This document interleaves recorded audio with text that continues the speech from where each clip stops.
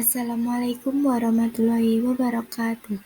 Perkenalkan, nama saya Natasha Sindu Bakti Nugrahani dengan NIM 2005112040077 dari kelas TIA 2020. Di sini saya akan menjelaskan tentang standarisasi jaringan komputer. Standar Jarkom yang pertama yaitu kebutuhan akan interkoneksi antar komputer. Yang kedua, standarisasi kompatibilitas vendor-vendor hardware dan software. Yang ketiga, membuat suatu standar agar produk dengan vendor berbeda dapat saling berkomunikasi. Dan yang keempat, standar jaringan disebut juga protokol. Konsep protokol. Protokol adalah kumpulan aturan yang dimengerti device untuk saling berkomunikasi. Masing-masing protokol mempunyai konsep yang berbeda, berkaitan dengan media maupun servis yang digunakan dalam komunikasi jaringan. Contoh protokol. Yang pertama yaitu TCP atau IP, yang kepanjangannya adalah Transmission Control Protocol atau Internet Protocol, yaitu protokol yang umum dan biasa digunakan dalam komunikasi pada internet. Yang kedua, IPX atau SPX, biasa digunakan untuk novel. Dan yang terakhir ada NetBEUI, yang biasa digunakan untuk Microsoft. Model OSI.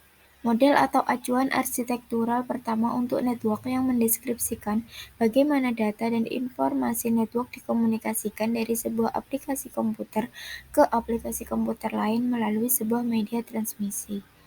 Untuk mempermudah pengertian, penggunaan, desain, pengolahan data, dan keseragaman standar vendor. Manfaat OSI.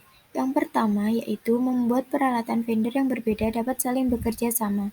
Yang kedua, membuat standarisasi yang dipakai vendor untuk mengurangi kerumitan perancangan. Yang ketiga, standarisasi interface. Yang keempat, modular engineering. Yang kelima, kerjasama dan komunikasi teknologi yang berbeda. Dan yang terakhir, untuk mempermudah pelatihan network. Konsep layering OSI atau Open System Interconnected adalah seperti berikut. Kita baca dari bawah. Yang pertama, physical layer, data link layer, network layer, transport layer, session layer, presentation layer, dan yang terakhir ada application layer. Physical layer. Perangkat yang beroperasi pada physical layer adalah hub and repeater. Menangani pengiriman bit data melalui saluran komunikasi, menentukan berapa volt untuk bit 1 dan 0, menentukan jumlah pin yang digunakan oleh network connector, dan fungsi dari setiap pin. Selanjutnya data link layer. Perangkat yang beroperasi pada data link layer yaitu bridge dan layer 2 switch. Grouping data secara logikal atau framing. Menggabungkan paket menjadi byte dan byte menjadi frame. Menyediakan akses ke media menggunakan alamat MAC. Melakukan pendeteksian kesalahan bukan perbaikan. Contohnya yaitu Ethernet, HDLC, Aloha, III, dan lain-lain. Network layer.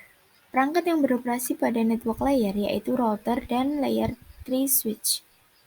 Menyediakan pengamatan secara logikal, routing, yaitu menentukan jalur pengiriman dari sumber ke tujuan, pengendalian pengesti atau kemacetan pada proses pengiriman data, dan yang terakhir mempertahankan cost, delay, transit timer, jitter, dan lain-lain. Selanjutnya transport layer. Segmentation, yaitu menerima data dari layer di atasnya, memecah data menjadi unit-unit yang lebih kecil. Lalu flow control, dan yang terakhir error control untuk melakukan perbaikan kesalahan. Session layer. Dialog control, yaitu memantau giliran pengiriman, menjaga agar data dari masing-masing aplikasi tetap terpisah. Selanjutnya stabilized manage, untuk menggantikan sesi antar aplikasi. Dan yang terakhir sinkronisasi, untuk menandai bagian data yang belum terkirim sesaat crash pengiriman terjadi. Presentation layer. Bagaimana data dipresentasikan, yaitu dengan tipe data, enkripsi, visual image, dan lain-lain. Contohnya JPEG, GIF, ASCII, EBC, DIC. Selanjutnya dan yang terakhir yaitu application layer. Layanan aplikasi sangat dekat dengan user.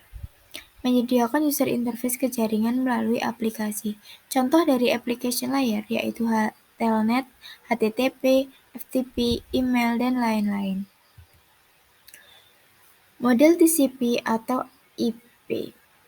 TCP atau IP singkatan dari Transmission Control Protocol atau Internet Protocol yang berarti standar komunikasi data yang digunakan oleh komunitas internet dalam proses tukar-menukar data dari satu komputer ke komputer lain di dalam jaringan internet.